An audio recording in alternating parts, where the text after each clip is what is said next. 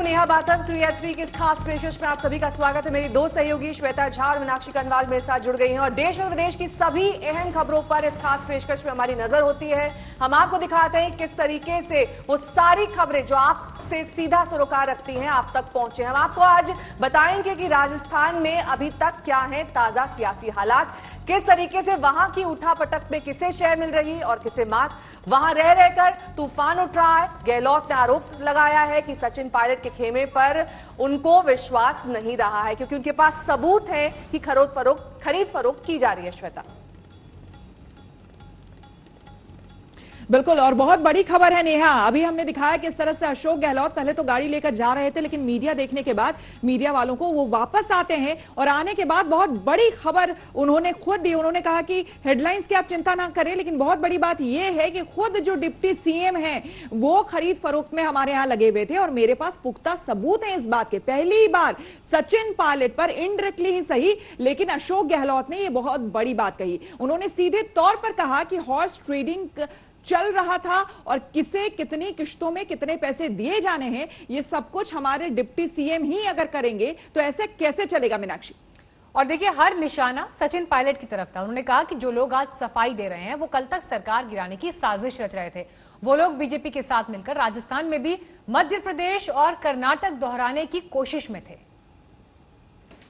हमारे कुछ साथी बीजेपी के ट्रैप में फंस करके अति महत्वाकांक्षी बन करके हॉर्स ट्रेडिंग करना राजनीति में लड़ाई होती है विचारधारा की, नीतियों की, कार्यक्रम की समझ में आता है। पार्टी में आए जाए कोई व्यक्ति, एंटी बिल है, आप 2-3 बहुमत आप चले जाओ, कोई दिक्कत नहीं है। परंतु आप अगर बीजेपी जो आज सत्ता में केंद्र में है उनके साथ में आप हॉबनॉबिंग करो, उनके साथ में पैसे की डील करो, उनके साथ में लेन देन करो, उनके साथ हॉर्स ट्रेडिंग करो, कितने करोड़ मिलेंगे आपको पहले फेज में, पहली किस्त कितनी मिलेगी आपको, सेकंड कितनी मिलेगी आपको, टेलीफोन नंबर दीजिए, आप नाम दीजिए आदमी का जो डिलीवरी लेगा, आपका डिलीवरी लेगा।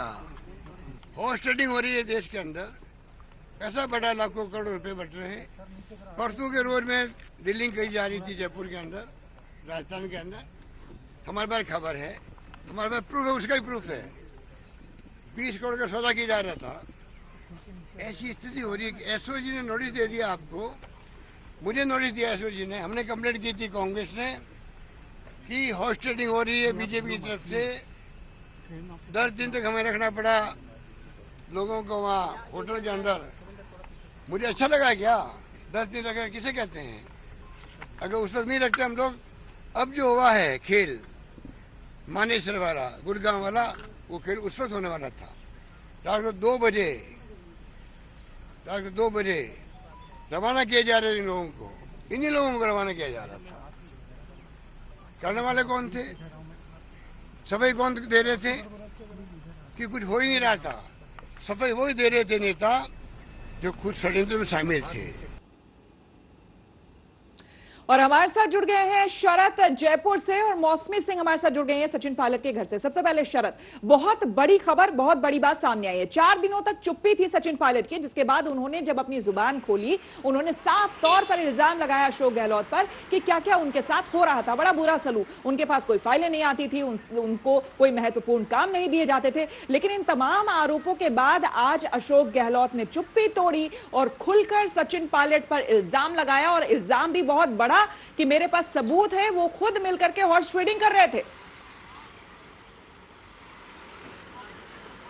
देखिए श्वेता, अशोक गहलोत ने जो इल्जाम लगाया है उसके बाद सचिन पायलट के पास विक्टिम कार्ड खेलने के लिए कोई जगह नहीं बचती है। अगर ये कह रहे हैं कि हमारे पास सबूत है, हमने टेलीफोन टेप की है, रिकॉर्डिंग है हमारे पास कि खुद पीसीसी प्रदेश अध्यक्ष सचिन पायलट उप मुख्यमंत्री विधायकों से इंस्टॉलमेंट देने और लेने की बात कर रहे थे, साजिश रहे थे सरकार गिराने की, तो आप समझ सकते हैं कि कितना बड़ा आरोप अपने मुख्यमंत्री और प्रदेश अध्यक्ष पर अशोक गहलोत लगा रहे हैं।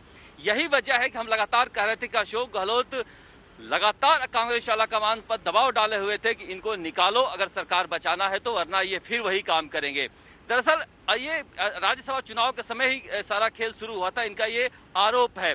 हालांकि पायलट के तरफ से अभी सफाई आनी बाकी है, पायलट अपने बचाव में क्या कहते हैं, क्योंकि बड़ा गंभीर आरोप है कि बीजेपी ने पैसे के इंस्टॉलमेंट दिए हैं। अभी इसके पहले मंत्री को उन्होंने भेजा था, खुद मंत्री ने कहा कि हमें मुख्यमंत्री अशोक गहलोत ने भेजा है, प्रताप सिंह खाचरियावास ने, उन्होंने कहा कि सचिन पायलट ने ये नाम लिख लिख के दिए हैं कि कौन अशोक गहलोत के नजदीकी है, उन पे छापे डाले जा रहे हैं। सचिन पायलट के जरिए बीजेपी छापे डलवा रही है अशोक गहलोत के करीबियों पर। तो समझा जा सकता है कि अब दूरी कितनी बढ़ गई है। अब कहीं न कहीं फैसला लेने का वक्त सचिन पायलट के लिए आ गया है। अशोक गहलोत ने ये साफ किया, ऐसा कहा जा रहा था कांग्रेस आलाकमान की तरफ से, एक बार फिर से जब राज्यसभा का चुनाव हुआ था उस समय भी अशोक गहलोत पर दबाव डाला गया था, इस बार भी दबाव डाला जा रहा था कि सचिन लौटेंगे आपके पास शरद। मौसमी सिंह हमारी संवाददाता हमारे साथ जुड़ी हुई है। मौसमी, जिस तरीके का जहर आज गहलोत ने सचिन पायलट के खिलाफ उगला है और दूसरी तरफ कांग्रेस पार्टी ये कह रही है कि अभी भी पार्टी के दरवाजे उनके लिए खुले हैं,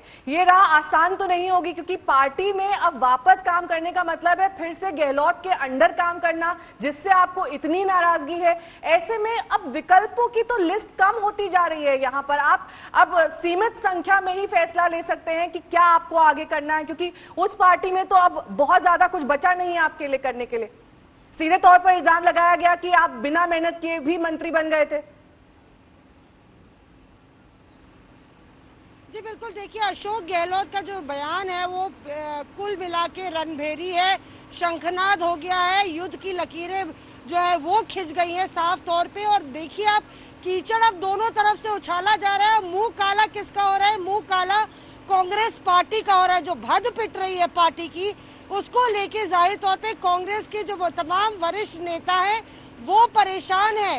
एक तरफ सचिन पायलट की जो चुप्पी है वो क्या कांग्रेस में वापस आने की है या आगे की रणनीति तय करने की है, क्योंकि ये साफ हो गया है सचिन पायलट कैंप की तरफ से कि अब इसको टेस्ट मैच की तरह खेला जाएगा। कांग्रेस के किले को ढहाने के लिए किस तरह से राजस्थान में उसकी नींव हिलाई जाए, कैसे उसकी ईंट एक एक ईंट को जो है निकाला जाए, इसकी रणनीति तैयार हो रही है। शायद यही वजह है कि सचिन पायलट कुछ भी नहीं कह रहे।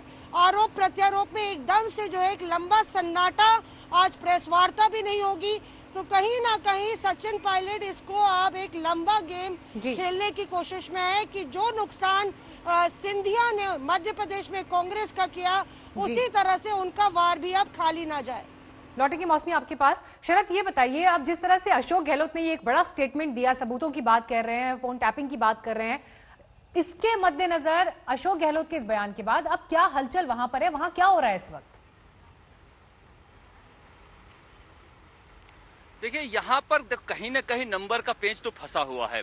जिस तरह से उन्होंने हमला किया है, जिस तरह की मायूसी है, नंबर का पेच फंसा हुआ है। सचिन पायलट के पास कुल मिला के 25 के आसपास विधायक हैं। वो सरकार गिराने की स्थिति में आज नहीं है, तो सरकार बच जाए पूरी भरोसे के साथ अशोक गहलोत भी ये बात नहीं कर सकते हैं, इसलिए दोनों ही फंसे हुए हैं। लेकिन अशोक गहलोत ने साफ कर दिया, अशोक गहलोत के जो लोग हैं वो साफ कर रहे हैं कि इतनी गद्दारी के बाद, जो उनका आरोप है, इतनी गद्दारी के बाद अगर पार्टी में रखा जाता है तो पार्टी का मनोबल गिरेगा, जो पार्टी में लोग हैं उनका मनोबल गिरेगा। जिस तरह से लगातार वो कांग्रेस आलाकमान को पिछले कह रहे हैं कि एक महीने से उनका जो गुट है वो कह रहा है कि सारे सबूत दे रहे हैं, उसके बावजूद इतना चांस क्यों दिया जा रहा है। उनका गुस्सा सबसे ज्यादा आज मीडिया पर भी था कि मीडिया एक तरफ की कहानी सुना रहा है, केवल सचिन पायलट के साथ हुए अन्याय और उनके विक्टिम कार्ड को प्ले कर रहा है। जो हमारे साथ सचिन पायलट और बीजेपी मिलकर कर रहे हैं वो कहीं नहीं दिखाया जा रहा है। इसी दर्द को कहने के लिए वो आए थे और बार बार मीडिया पर भी हमला बोल रहे थे कि आप लोग एक तरफा खबर मत दिखाइए, हमारे साथ जो सचिन पायलट कर रहे हैं वो सबूत हमने कांग्रेस आलाकमान को दिए हैं। लेकिन सवाल उठता है कि कांग्रेस आलाकमान और आप आज के पहले सबूत क्यों नहीं दे रहे थे? राज्यसभा चुनाव से पहले आपके पास सबूत थे तो आप उसको लेकर क्यों बैठे हुए थे? मीडिया पर हमला करना आसान है, लेकिन आप चुप्पी लगाए रखेंगे और घर के अंदर आग लगी रहेगी, तो जो आग लगी रहेगी लोग वही देखेंगे कि इस घर में कैसे आग लगी है। आपको सामने आकर बताना चाहिए, सबूत देना चाहिए कि सचिन पायलट ने आखिर क्या कहा है, किससे कहा है और कितने की डीलिंग की, कितना पैसा दिया गया है। आरोप तो लगा दिया है लेकिन अभी तक सबूत आए नहीं है। सचिन पायलट का पक्ष आना अभी बाकी है। जी बिल्कुल शरद, आपसे और हम जानकारी लेंगे, मौसमी आपसे भी और जानकारी लेंगे, लेकिन फिलहाल बहुत बहुत शुक्रिया आप दोनों का। तो राजस्थान में दरअसल ये राजनीति का जो तूफान है उसके रेतीले तूफान से ज्यादा खतरनाक वहां पर नजर आ रहा है। सचिन और गहलोत गुट अपनी अपनी चालें चल रहे हैं। अभी जो खबर आई है उसके मुताबिक सचिन पायलट ने पहले जब बयान दिया कि क्या कुछ हुआ है उनके साथ, एक विक्टिम कार्ड उन्होंने खेला, तो अशोक गहलोत सामने आए, खुलकर उन्होंने कहा कि दरअसल सचिन पायलट ने उतनी मेहनत की ही नहीं है, महज 5 साल की मेहनत में वो चाहते हैं कि उनको सब कुछ मिल जाए। और अब देखना होगा कि आगे क्या होता है, रास्ता इतना आसान नहीं है मीनाक्षी, सचिन के लिए भी। बिल्कुल श्वेता और नेहा, देखिए यही सबके मन में इस वक्त सवाल है कि आखिर सचिन पायलट अपनी स्ट्रैटेजी में क्या बुरी तरह से उलझ गए हैं और क्या गहलोत उन्हें मात देते हुए दिखाई दे रहे हैं अभी तक की तस्वीर में। देखिए रिपोर्ट।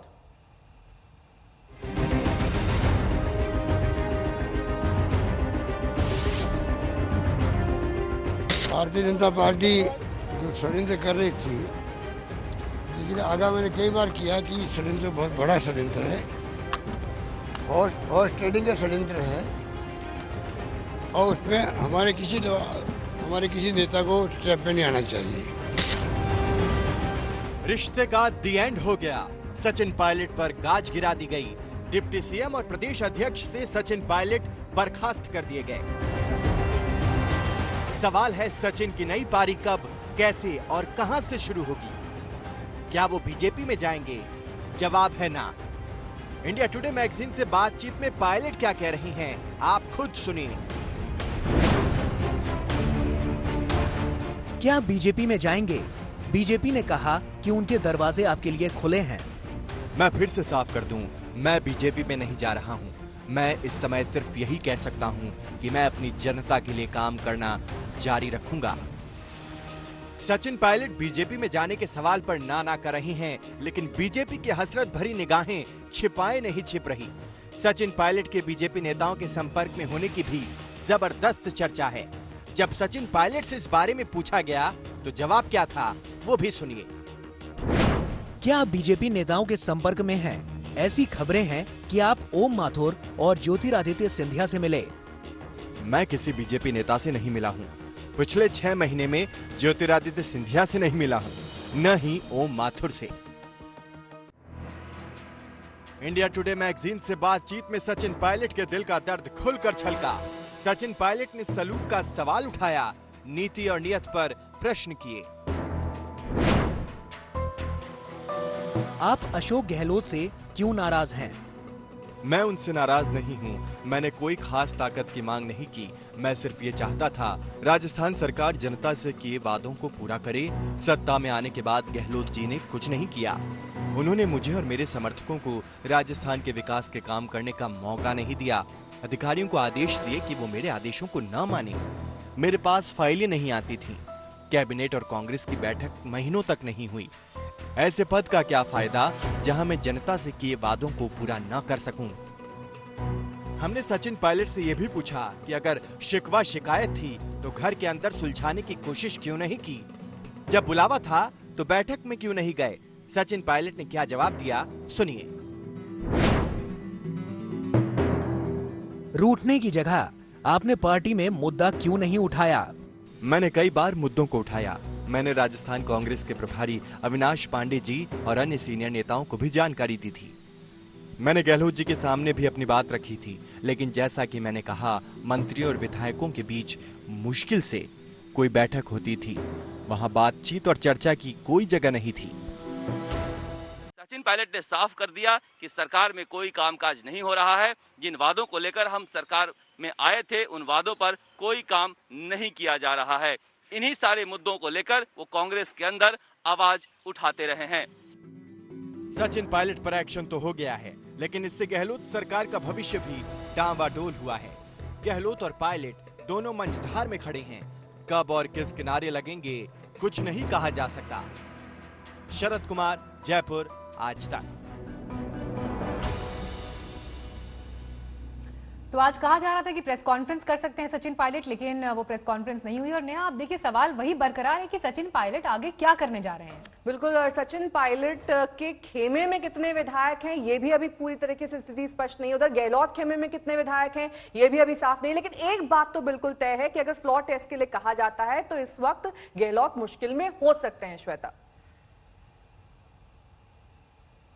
बिल्कुल, और अशोक गहलोत साफ साफ खरीद फरोख्त का आरोप लगा चुके हैं, कह चुके हैं। तो दूसरी ओर वो अपनी सरकार के संकट को टालने के लिए सियासी दांवपेच भी चल रहे हैं।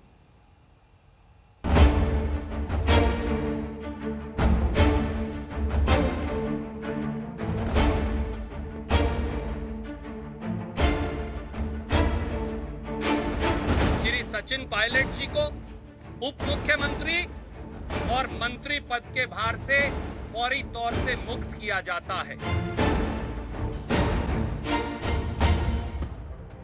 राजस्थान कांग्रेस में जो आशंकाओं के बादल थे अब छट चुके हैं।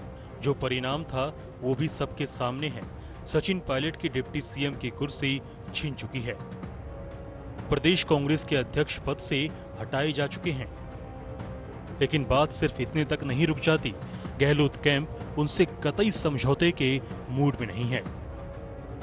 सूत्र बताते हैं कि जयपुर में विधायकों की बैठक में संसदीय कार्य मंत्री शांति धारीवाल ने सचिन पायलट, विश्वेंद्र सिंह और रमेश मीणा की बर्खास्तगी और अनुशासनात्मक कार्रवाई का प्रस्ताव पास किया। तो कहा कि इस समस्या को हमेशा हमेशा के लिए खत्म किया जाए और रोज रोज के झंझट से मुक्ति पाई जाए। लेकिन अब राजस्थान कांग्रेस के प्रभारी अविनाश पांडे का ट्वीट देखिए और समझिए। उन्होंने लिखा है, पायलट के लिए पार्टी के दरवाजे बंद नहीं हुए हैं। भगवान उनको सद्बुद्धि दे और उन्हें उनकी गलती समझ में आ जाए। मेरी प्रार्थना है कि बीजेपी के मायावी जाल से वो बाहर निकल आएं। राजस्थान कांग्रेस की इस दुविधा के बीच गहलोत अपने विधायकों के साथ होटल में मौजूद हैं। लेकिन सवाल है, सरकार पर मंडराते संकट के बीच गहलोत के सामने अब ऑप्शन क्या है? सरकार बचाने के लिए क्या विकल्प हो सकते हैं? पहला विकल्प, वेट एंड वॉच की रणनीति। गहलोत खुद बहुमत साबित करने के लिए आगे नहीं आएंगे। वो बीजेपी के कदम का इंतजार करेंगे और तब तक सभी कांग्रेस विधायक होटल में ही रुके रहेंगे।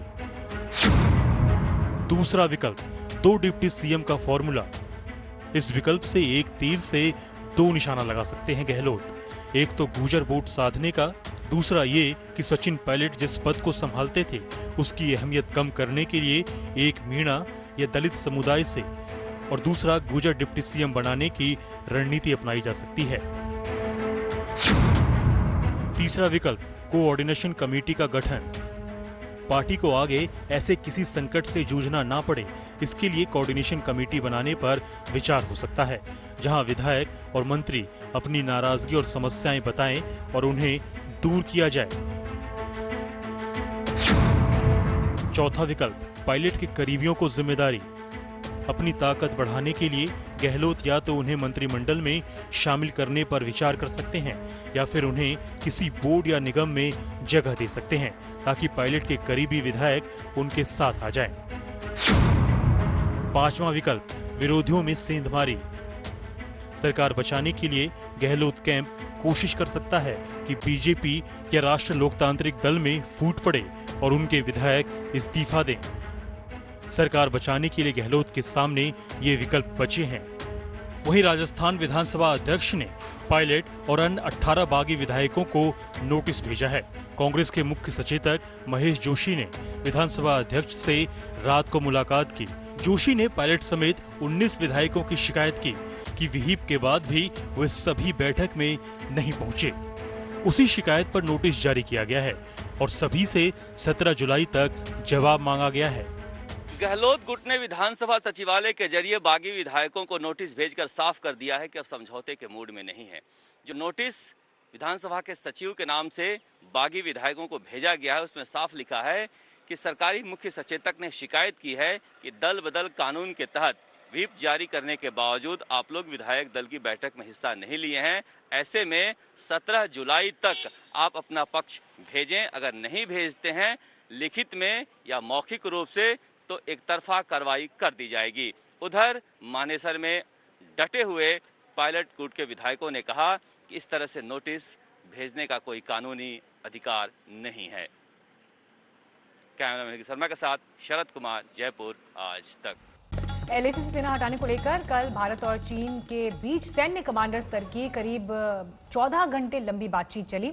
बातचीत रात 2 बजे खत्म हुई और हर उस मुद्दे पर बात हुई जिसकी वजह से ये हालात पैदा हुए थे। सूत्रों के मुताबिक भारत ने मजबूती से अपना पक्ष रखते हुए चीन से साफ कहा कि वो एलएसी पर 5 मई वाली स्थिति को बहाल करे।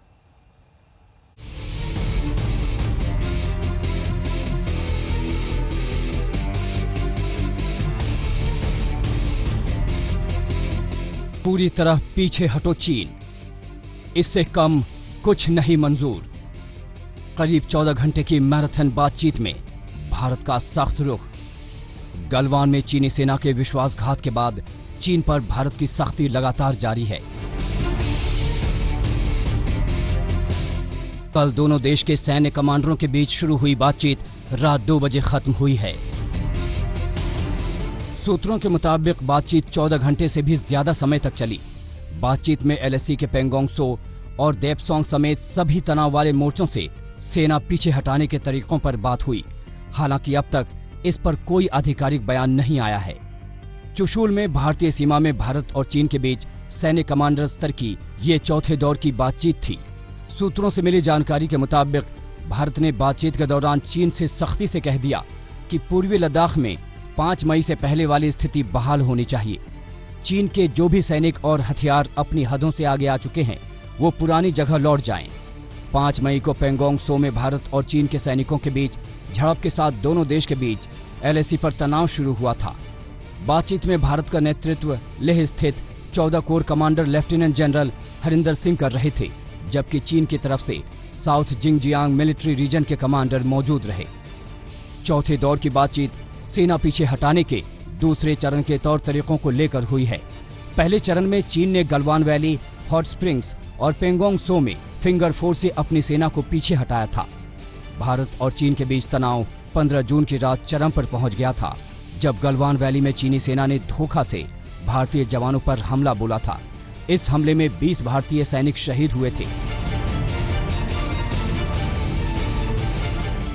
चीन के भी 40 से ज्यादा जवान मारे गए, लेकिन चीन ने इसे स्वीकार नहीं किया। मंजीत नेगी के साथ अभिषेक भल्ला, दिल्ली, आज तक। भारत चीन के बीच लगातार बातचीत जारी है, लेकिन भारत को पता है कि चीन की बातों पर आंख मूंद कर भरोसा करना मुश्किल है। लिहाजा एलएसी पर स्पाइक एंटी टैंक गाइडेड मिसाइलों की तैनाती का मन बना लिया गया है और इसके लिए इजरायल को ऑर्डर भी दिया जा चुका है।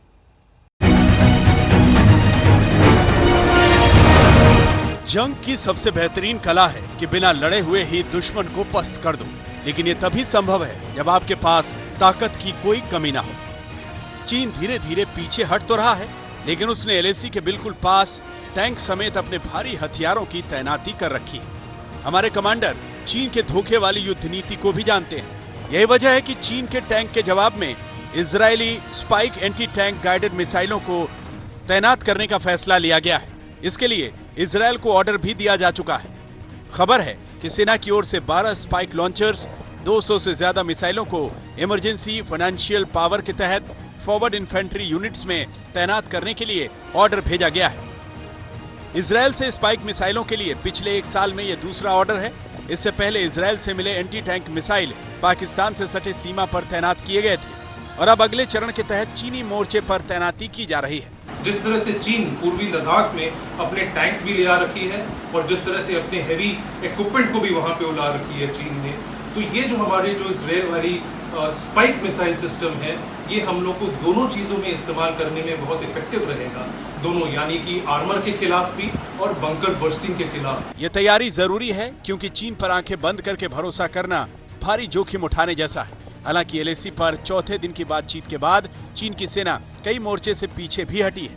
भारत का पूरा जोर इस बात पर है कि दोनों सेनाएं अप्रैल में जहां पर थीं, उसी जगह पर लौटे। Galwan, Gogra post, hot springs में चीनी सेना पहले ही पीछे हट चुकी है। अब पेंगोंग और देपसांग को लेकर बात हो रही है। हालांकि आज तक को सूत्रों से मिली जानकारी के मुताबिक चीन की सेना पीएलए फिंगर 4 से फिंगर 5 की ओर लौट रही है। सबसे बड़ा पेंच पेंगोंग लेक के पास ही बना हुआ है। इस झील के किनारे करीब 2 महीने से तनाव के हालात रहे हैं। भारत की मांग है कि चीन फिंगर 4 से पीछे हटे और अपने पुरानी पोजीशंस पर जाए। चीन अब धौंस दिखाने की जगह भारत से बातचीत कर रहा है। ये तब हो रहा है जब वो साउथ चाइना सी में पूरी तरह घिरा हुआ है। चीन को रोकने के लिए अमेरिका, भारत, जापान और ऑस्ट्रेलिया मिलकर काम कर रहे हैं। अमेरिका ने साउथ चाइना सी पर चीन के दावों को पूरी तरह खारिज किया और कहा कि चीन के दावों का कोई कानूनी आधार नहीं है। चीन साउथ चाइना सी को अपना जल साम्राज्य बनाने की भूल न करे। I just talked about the threat from the Chinese Communist Party. So now threats to India, threats to Vietnam, threats to Malaysia, Indonesia, South China Sea challenges, the Philippines. We're going to make sure we're postured appropriately to counter the PLA. 中方从来不谋求在南海建立海洋帝国，始终平等对待南海周边国家，在维护南海主权和权益方面，始终保持着最大克制。 South China Sea में 1 से 5 जुलाई तक चीन ने अपने पड़ोसियों को धमकाने वाले अंदाज में युद्ध अभ्यास किया था, जिससे अमेरिका भड़क गया और उसने साउथ चाइना सी में अपने 2 एयरक्राफ्ट कैरियर भेज दिए। समझा जा सकता है कि चीन पर भारी दबाव है, वो एक साथ कई मोर्चे खोले हुए है और ये उसकी सेहत के लिए ठीक नहीं है। लद्दाख में चीन से लगने वाली सरहद के अलग अलग इलाकों में चीनी सेना ने बड़ी संख्या में टैंक और बख्तर गाड़ियां तैनात की हैं। ऐसे में भारत अब इजराइल से बड़ी संख्या में spike anti tank guided missile खरीदने जा रहा है। भले ही इस वक्त लद्दाख के अलग अलग इलाकों में दोनों सेनाओं के पीछे हटने की तैयारी चल रही हो, लेकिन चीन की तैयारी को देखते हुए भारतीय सेना कोई मौका नहीं देना चाहती और इसीलिए अपनी तैयारियों को लगातार चाक चौबंद किया जा रहा है। मंजित नेगी, दिल्ली, आज तक। बात नेपाल के पीएम केपी ओली के बयान की, जिसको लेकर बवाल मचा है। अयोध्या को नेपाल में बताने के ओली के बयान के खिलाफ भारत से लेकर नेपाल तक प्रदर्शनों की झड़ी लग गई है।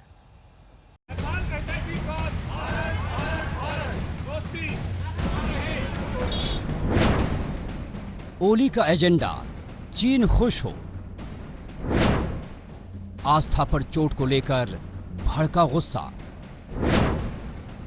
भारत से नेपाल तक गुस्से की आग। नेपाल में वहां के पीएम ओली के मुर्दाबाद के नारे लग रहे हैं। ओली का पुतला फूंका जा रहा है। नेपाल के जनकपुर में वहां के पीएम ओली के खिलाफ यह गुस्सा जायज भी है। आखिर चीन के इशारे पर ओली ने करोड़ों लोगों की आस्था पर बिना सोचे समझे चोट की है। खुद नेपाल की जनता भी समझ रही है कि सियासी फायदे और अपने आका चीन को खुश करने के लिए ओली ऐसी तथ्यहीन बातें कर रहे हैं। नेपाली मूल के दिल्ली में रह रहे लोगों को भी ओली की इस बेतुकी बात से किसी तरह का इत्तेफाक नहीं है। दिल्ली में नेपाली मूल के लोगों ने नेपाली दूतावास पर प्रदर्शन करके दो टूक कहा कि ओली भारत नेपाल के रिश्ते खराब कर रहे हैं, वो भी उस चीन के लिए जो नेपाल के साथ विश्वासघात करता रहा है। हम चाहते हैं कि नेपाल और भारत का संबंध जो पहले बना हुआ था वही आगे बना रहे। दिल्ली में नेपाल मूल के लोगों ने छतरपुर में भी मानव श्रृंखला बनाकर प्रदर्शन किया और अपने पीएम के खिलाफ जमकर नारेबाजी की। लोगों ने कहा कि ओली अपनी कुर्सी बचाने के लिए इस तरह की हरकतों और बयानबाजी से बाज आएं। ओली की हवाई बात पर वहां के विदेश मंत्रालय को सफाई भी देनी पड़ी है, लेकिन इतने से बात नहीं बनने वाली। खुद ओली को अपनी गलती का एहसास होना और उसको मानना अभी बाकी है। आज तक ब्यूरो। बुलेटिन के इस हिस्से में सबसे बड़ी खबर आपको इस वक्त की बता दें कि एलएसी को लेकर और एलओसी को लेकर भारत जो है पूरी तरह से मुस्तैद है। जी हां, किसी भी तरह की कोई ढील, कोई कोताही नहीं करना चाह रहा है। किस तरह से लगातार भारत और चीन के बीच कमांडर स्तर की बातचीत चल रही है, उसके बारे में आपको हम पूरी खबर बताएंगे। साथ ही एलएसी के दौर पर रक्षा मंत्री भी जाने वाले हैं, उसको लेकर भी हम आपको खबर बताएंगे। नेहा। बिल्कुल, और इस बीच ये जानकारी सामने आ रही कि रक्षा मंत्री, अगर आपको याद हो, श्वेता और मीनाक्षी, उनको जाना था प्रधानमंत्री के लिए दौरे से पहले, लेकिन कुछ कारणवश ये दौरा आगे के लिए कर दिया गया था और अब रक्षा मंत्री राजनाथ सिंह एलएसी के दौरे पर जाने वाले हैं। बात स्पष्ट हो चुकी है और ये एक तरीके से बड़ा संदेश है। मीनाक्षी, बिल्कुल, अब देखना ये होगा कि जब रक्षा मंत्री वहां पहुंचते हैं उसके बाद वहां से क्या तस्वीर उभरती है। लेकिन आपको ये भी याद होगा कि प्रधानमंत्री नरेंद्र मोदी लेह पहुंचे थे, वहां उन्होंने सैनिकों की हौसला अफजाई की। अब 17 से 18 तारीख को रक्षा मंत्री का दौरा ये बताता है कि केंद्र की पूरी नजर किस तरह से एलएसी पर बनी हुई है। नेहा, और साथ ही हम बात करेंगे कि कैसे अब भारत और चीन के बीच सैन्य स्तर की बातचीत जारी है। कल मैराथन में बैठक ये चली और एलएसी से सेना हटाने को लेकर कल कई रणनीतियों पर चर्चा की गई। दोनों देशों के सैन्य कमांडर्स के बीच 14 घंटे लंबी बातचीत थी। मीनाक्षी, हालांकि सूत्रों के मुताबिक भारत ने मजबूती से अपना पक्ष रखा है और चीन से कह दिया कि वो एलएसी पर 5 मई वाली स्थिति को बहाल करे।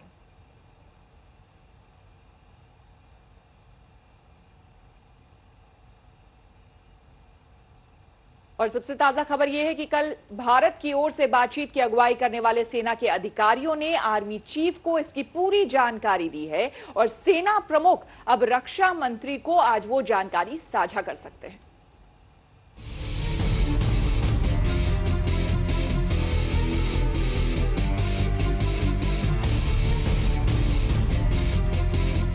पूरी तरह पीछे हटो चीन, इससे कम कुछ नहीं मंजूर। करीब 14 घंटे की मैराथन बातचीत में भारत का सख्त रुख। गलवान में चीनी सेना के विश्वासघात के बाद चीन पर भारत की सख्ती लगातार जारी है। कल दोनों देश के सैन्य कमांडरों के बीच शुरू हुई बातचीत रात 2 बजे खत्म हुई है। सूत्रों के मुताबिक बातचीत 14 घंटे से भी ज्यादा समय तक चली। बातचीत में एलएसी के पेंगोंग सो और देपसोंग समेत सभी तनाव वाले मोर्चों से सेना पीछे हटाने के तरीकों पर बात हुई। हालांकि अब तक इस पर कोई आधिकारिक बयान नहीं आया है। चुशूल में भारतीय सीमा में भारत और चीन के बीच सैन्य कमांडर स्तर की ये चौथे दौर की बातचीत थी। सूत्रों से मिली जानकारी के मुताबिक भारत ने बातचीत के दौरान चीन से सख्ती से कह दिया कि पूर्वी लद्दाख में 5 मई से पहले वाली स्थिति बहाल होनी चाहिए। चीन के जो भी सैनिक और हथियार अपनी हदों से आगे आ चुके हैं वो पुरानी जगह लौट जाएं। 5 मई को पेंगोंग सो में भारत और चीन के सैनिकों के बीच झड़प के साथ दोनों देश के बीच एलएसी पर तनाव शुरू हुआ था। बातचीत में भारत का नेतृत्व लेह स्थित 14 core commander lieutenant general Harinder Singh कर रहे थे, जबकि चीन की तरफ से साउथ जिंगजियांग मिलिट्री रीजन के कमांडर मौजूद रहे। चौथे दौर की बातचीत सेना पीछे हटाने के दूसरे चरण के तौर तरीकों को लेकर हुई है। पहले चरण में चीन ने गलवान वैली, हॉट स्प्रिंग्स और पेंगोंग सो में फिंगर 4 से अपनी सेना को पीछे हटाया था। भारत और चीन के बीच तनाव 15 जून की रात चरम पर पहुंच गया था, जब गलवान वैली में चीनी सेना ने धोखा से भारतीय जवानों पर हमला बोला था। इस हमले में 20 भारतीय सैनिक शहीद हुए थे। चीन के भी 40 से ज्यादा जवान मारे गए, लेकिन चीन ने इसे स्वीकार नहीं किया। मंजीत नेगी के साथ अभिषेक भल्ला, दिल्ली आज तक। जिस चीन को हिंदुस्तान के सैन्य कमांडर्स ने समझाया है, उसी चीन को अमेरिकी राष्ट्रपति ने फिर सबक सिखाने की बात की है। श्वेता,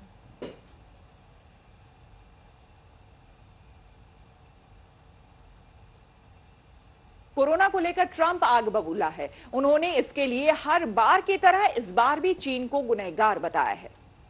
बिल्कुल, देखिए रिपोर्ट।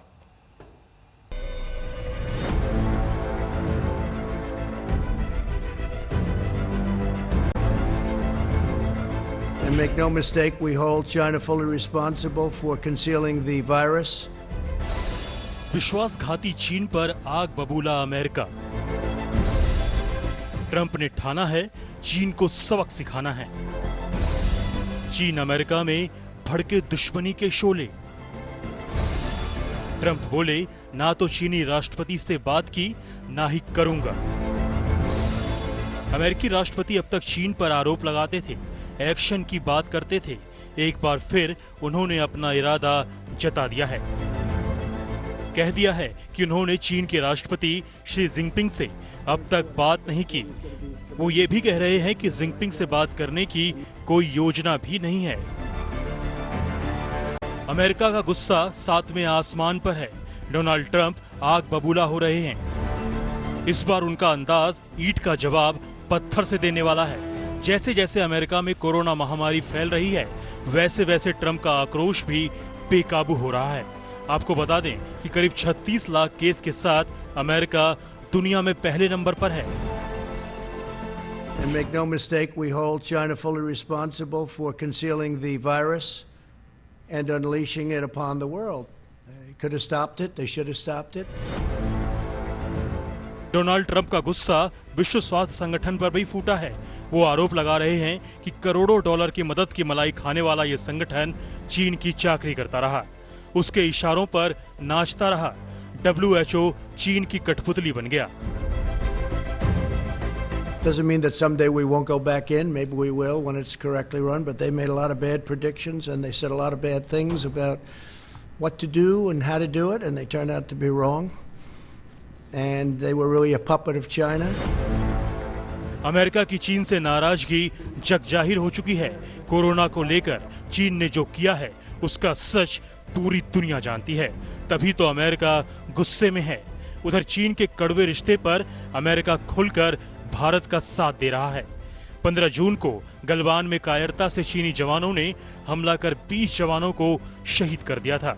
उसके बाद भारत ने टिकटॉक समेत 59 चीनी ऐप बैन कर दिए थे। अमेरिका कह रहा है कि टिकटॉक बैन करने से चीन ने जासूसी का एक बड़ा हथियार खो दिया है। आज तक ब्यूरो। अब बात सूरत की लेडी सिंघम की करेंगे। अब आपको ये भी साफ कर देते हैं कि इन्हें लेडी सिंघम क्यों कहा जा रहा है, क्योंकि सूरत की महिला कांस्टेबल सुनीता यादव जिस तरीके से इसने मंत्री के बेटे को सबक सिखाया वो वाकई काबिले तारीफ था। श्वेता, मंत्री के बेटे को सबक सिखाने वाला वीडियो वायरल हुआ तो हंगामा मच गया। लोग सुनीता की तारीफ करने लगे, लेकिन सिस्टम उनके पीछे लग गया। लेकिन सबसे पहले देखिए ये पूरी खबर, फिर सुनीता खुद होंगी हमारे साथ।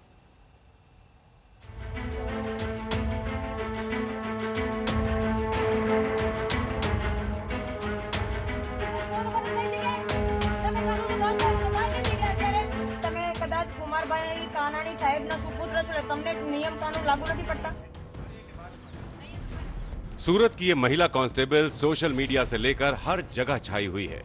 सुनीता यादव ने गुजरात सरकार में स्वास्थ्य मंत्री कुमार कनानी के बेटे प्रकाश को कानून का जो पाठ पढ़ाया कि पूरे गुजरात में उसका हल्ला मचा है।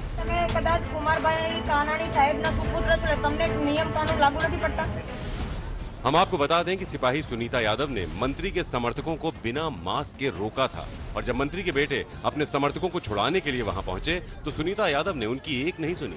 इसी को लेकर सुनीता का एक वीडियो भी वायरल हुआ।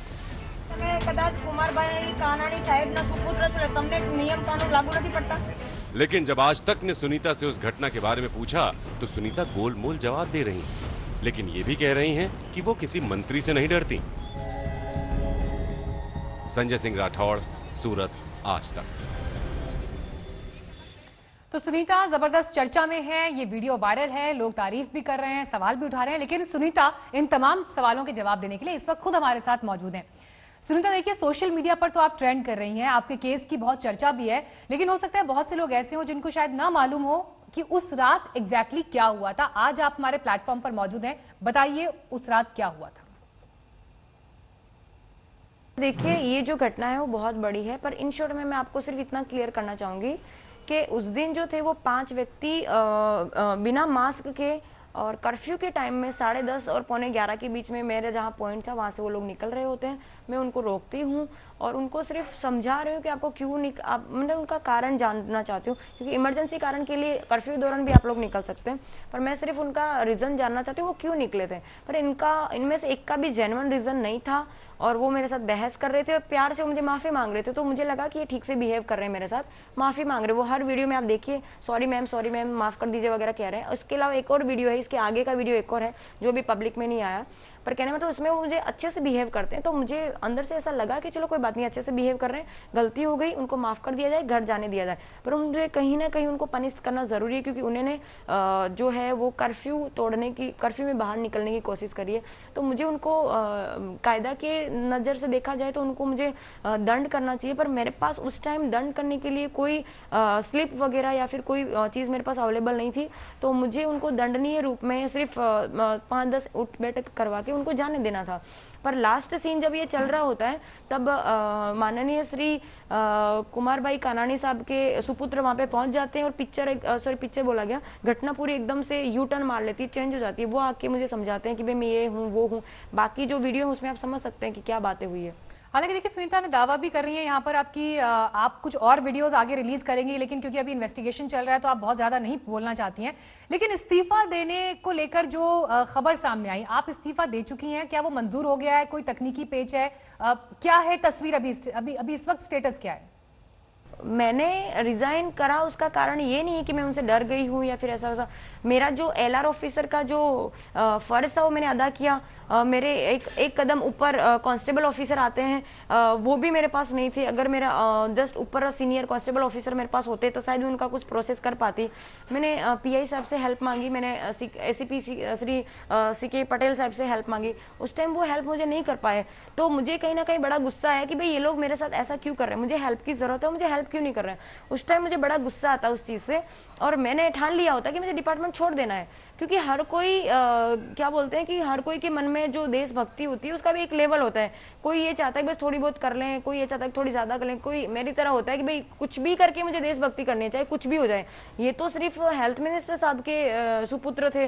शायद मैं तो ये भी कह सकती हूँ कि मेरी खाकी में गुजरात पुलिस डिपार्टमेंट हमें इतना पावर देता है कि हम होम मिनिस्टर साहब के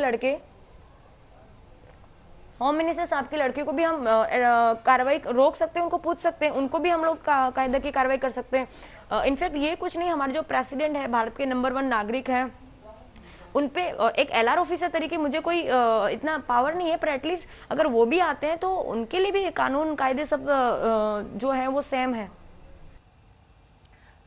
आपकी बातों से ऐसा लगता है कि आप ये कहना चाह रहे हैं कि जब आपने अपनी बातें अपने सीनियर्स के सामने रखी तो उन पर जिस तरह का एक्शन होना चाहिए था वो अभी तक नहीं हुआ। लेकिन देखिए जमाना तो सोशल मीडिया का भी है, आप बहुत एक्टिव हैं सोशल मीडिया पर, तमाम राजनेता ट्विटर पर हैं।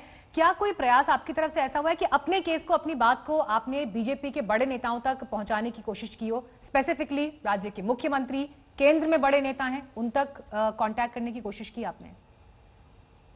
देखिए मैं ये चीज कहना चाहती हूँ कि चाहे वो हमारे CM साहब हो, PM साहब हो या होम मिनिस्टर साहब हो, मैं ऑलरेडी इन सबसे एक बार मिल चुकी हूँ। आपकी जानकारी के लिए बता दूं कि इन सबसे 2016 में मैं NCC एक्स सीनियर ऑफिसर रह चुकी हूँ। दिल्ली परेड में मैंने हिस्सा लिया है और मैं CM साहब से भी मिल चुकी हूँ, PM साहब से भी मिल चुकी हूँ, हमारे प्रेसिडेंट उस टाइम प्रणब मुखर्जी साहब थे, उनसे भी मिल चुकी हूँ, हमारे राज्य के राज्यपाल श्री उनसे भी मिल चुकी हूँ। मतलब इन शॉर्ट में सभी जो ऑफिसर जो हमारे माननीय जो मंत्री साहब हैं उन सबसे मैं मिल चुकी हूँ। पर उन सबको मैं सिर्फ यही कहना चाहती हूँ सर कि मैं गुजरात में हूँ तो मैं इतना सेफ फील करती हूँ कि मैं मतलब रात को 12 बजे सिंगल लेडी मतलब नौकरी कर सकती हूँ।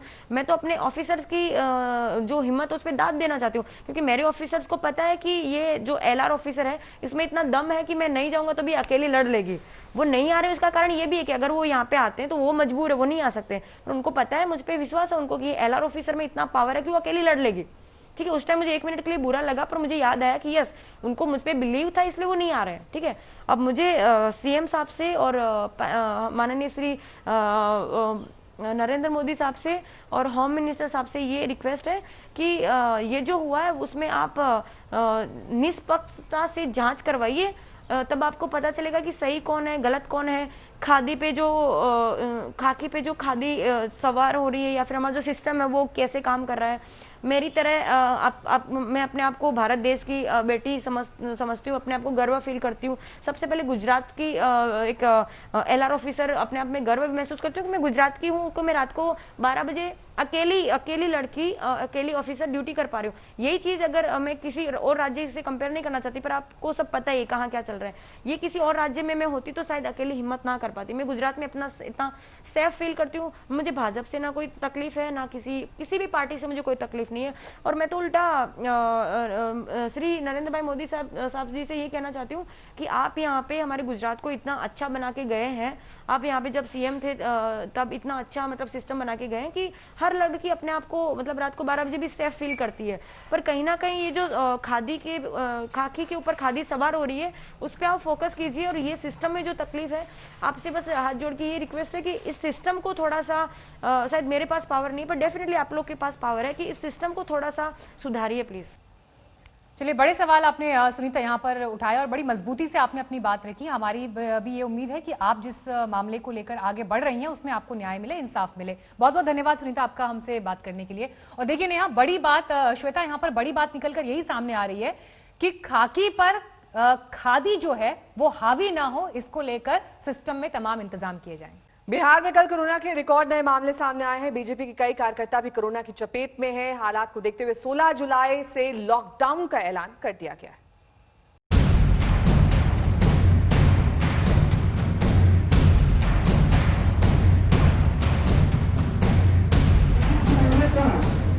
ये बिहार के मधेपुरा के पूर्व सांसद पप्पू यादव का मिलन समारोह है।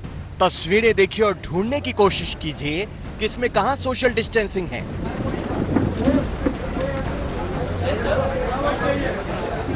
कार्यकर्ता बिल्कुल एक दूसरे के करीब बैठे हैं। मंच पर भी पप्पू यादव के साथ उनके करीबी नेता पास पास बैठे हैं और पप्पू यादव मास्क हटाकर उन्हें संबोधित कर रहे हैं। कोरोना वायरस किस संकट के दौर से है यह बताना जरूरी था, और जो सोशल डिस्टेंस इसने लॉ बनाया वही मंत्री किस तरीके से आज एक कर्तव्यनिष्ठ सिपाही को नौकरी से बर्खास्त करने की बात हो रही है, यह बताना जरूरी था। पप्पू यादव मिलन समारोह का वीडियो ऐसे वक्त सामने आया है जब बिहार बीजेपी के 75 कार्यकर्ताओं के कोरोना पॉजिटिव होने की खबर आई। इनमें बीजेपी के प्रदेश कार्यालय में काम करने वाले स्टाफ भी हैं। बिहार में कोरोना के मामले लगातार बढ़ते जा रहे हैं और अब बिहार बीजेपी पर इस जानलेवा वायरस का बड़ा हमला हुआ है। और आप देख सकते हैं ये जो दफ्तर है इसको पूरी तरीके से सील कर दिया गया है और जिला प्रशासन के द्वारा इस दफ्तर को अब कंटेनमेंट जोन भी जो है वो घोषित कर दिया गया है, क्योंकि एक साथ यहाँ पर 75 मामले जो है वो सामने आए हैं। और जो जानकारी प्राप्त हो रही है, 4 दिन पहले यहाँ पर विधानसभा चुनाव को लेकर एक क्षेत्रीय बैठक हुई थी, उसमें एक नेता जो है कोरोना पॉजिटिव पाए गए थे और उसके बाद आनंद फानंद में हड़कंप मचा बिहार बीजेपी में। इसे लेकर आरजेडी नेता तेजस्वी यादव ने तंज भी कसा है। वर्चुअल रैली जहाँ जहाँ हो रहे हैं वहाँ संक्रमण भी फैलता जा रहा है। तो हम तो बीजेपी के लोगों से कहना चाहते हैं, ये कौन सी जमात के लोग हैं कि ये लगातार जो है संक्रमण आप फैला रहे हो, आप वर्चुअल रैली कर रहे हो, चुनाव की तैयारी कर रहे हो। ये सरकार को ज़्यादातर पे ध्यान जो है देना चाहिए कि भाई स्वास्थ्य की स्थिति को, अस्पतालों की स्थिति को आपको बेहतर बनाना है। उधर डिप्टी सीएम सुशील मोदी ने ट्वीट कर कहा है कि 75 नहीं सिर्फ 24 कार्यकर्ता कोरोना पॉजिटिव हैं। सुशील मोदी ने ट्वीट किया, पटना में 24 बीजेपी कार्यकर्ता कोरोना पॉजिटिव हुए हैं, न कि 74, जैसा कि कुछ न्यूज चैनलों ने खबर दी है। बिहार खुद को अचानक कोरोना विस्फोट के बीच पा रहा है। कल बिहार में एक दिन में कोरोना के 1432 नए मरीज सामने आए। इसके साथ ही बिहार में कोरोना के कुल केस 18,853 हो गए हैं। इसे देखते हुए बिहार में 16 से 31 जुलाई के लिए लॉकडाउन का ऐलान किया गया है। हम सबों की जिम्मेवारी है कि लॉकडाउन को पूरी मुस्तैदी और ईमानदारी के साथ 100% इसे सफल बनाएं, सोशल डिस्टेंसिंग का पालन करें, मास्क और गमछा के बगैर हम बाहर नहीं निकले, और जब तक बहुत आवश्यक नहीं है तो बाहर नहीं निकले तो ज़्यादा अच्छा है, इसलिए कि लॉकडाउन में इस बार के जो प्रावधान है वो बेहद कठिन है, उनका सम्मान किया जाना चाहिए। बिहार में कोरोना इस कदर पसर रहा है कि कई बड़े लोग इसकी चपेट में आ चुके हैं। बिहार गृह विभाग के अपर मुख्य सचिव कोरोना पॉजिटिव पाए गए। भागलपुर के डीएम को कोरोना हो चुका है। पटना एम्स में 2 डॉक्टरों की कोरोना से मौत हो चुकी है। ऐसे में महामारी के विकराल होते रूप को देखते हुए चुनाव टालने की मांग हो रही है।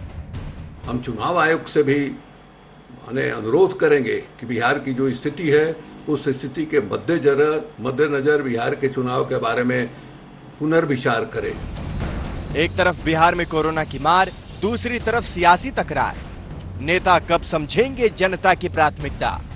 रोहित सिंह, पटना, आज तक। गैंगस्टर विकास दुबे को लेकर एक और जानकारी सामने आई है। उसके साथी की पत्नी का एक ऑडियो आज तक को मिला है जिसमें वो विकास के रिश्तेदार से वारदात की रात बात कर रही थी।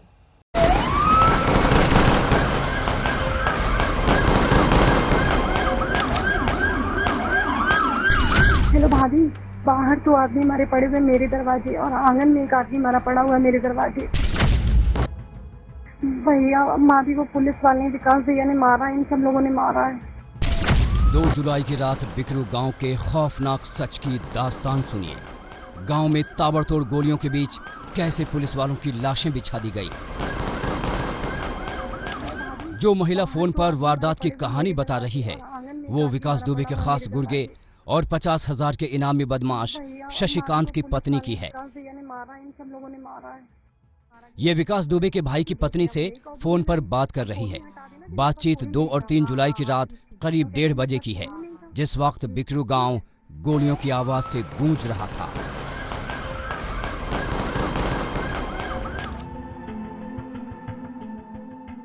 हेलो हेलो हेलो भाभी। हाँ जी कह रहे हैं भाभी, वो बाहर 2 आदमी मारे पड़े हुए मेरे दरवाजे और आंगन में 1 आदमी मारा पड़ा हुआ मेरे दरवाजे, और ये सब लोग भाग गए। क्या कहेंगे पुलिस जब आएगी? तो वो लोग हैं कौन? भैया माँ भी वो पुलिस वाले हैं, विकास भैया ने मारा है, इन सब लोगों ने मारा है। पुलिस वाले? हाँ। फोन नंबर का डिलीट कर दो परिचय। भाभी सही भैया, हम मोबाइल स्विच ऑफ करके छुपा दे रहे हैं मोबाइल ही। हाँ नंबर डिलीट कर दो, नंबर सारे डिलीट कर देना ये वाले, और तो पता हम तो अंदर देखा, फोन स्विच ऑफ करके बैटरी हटा देना। वारदात के बाद शशिकांत भी मौके से फरार हो गया था, लेकिन सोमवार देर रात को गिरफ्तार कर लिया गया। गिरफ्तारी के बाद शशिकांत के निशानदेही पर पुलिस से लूटे गए सरकारी हथियार भी बरामद हो गए। वहीं शशिकांत ने उस रात की कहानी का रोंगटे खड़े कर देने वाला सच बताया। बोलिए। तो पुलिस द्वारा सूचना ये आई थी कि उनको मारना है। अच्छा। हाँ पुलिस वालों को। किस तुम्हारे आंगन में कितने लोग हत्या हुई थी? हमारे आंगन में 3 लोगों की। कौन कौन? आंगन में सीओ साहब। हाँ। और बाहर दरवाजे पे दरोगा, 2 दरोगा। अच्छा, तुम लोगों ने गेट क्यों नहीं खोला जब दरोगा जी वहाँ मदद मांग रहे थे? सर हम लोगों ने गेट इसलिए नहीं खोला कि हम लोगों को मार दें। नहीं, गोली तुम लोग छत से चला रहे थे? जी। तुम और तुम्हारे पिताजी चला रहे थे अपनी छत से? नहीं। असलहे कहाँ से आए थे सब ये? असलहे सब विकास दुबे ने दिलाए थे। हमला कितना खौफनाक था उसका खुलासा पुलिस वालों की पोस्टमार्टम रिपोर्ट में हुआ है।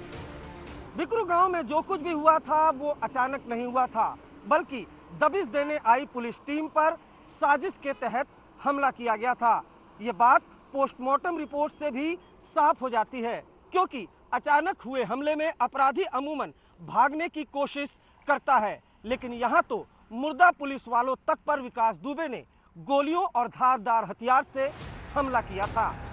विकास दुबे के आतंक का तो अध्याय खत्म हो चुका है, लेकिन 2 जुलाई की रात के खौफनाक सच से जैसे जैसे पर्दा उठता जा रहा है, विकास का क्रूर चेहरा सामने आ रहा है। लखनऊ से शिवेंद्र सिंह, कानपुर से अरविंद ओझा और रंजन सिंह के साथ आज तक ब्यूरो।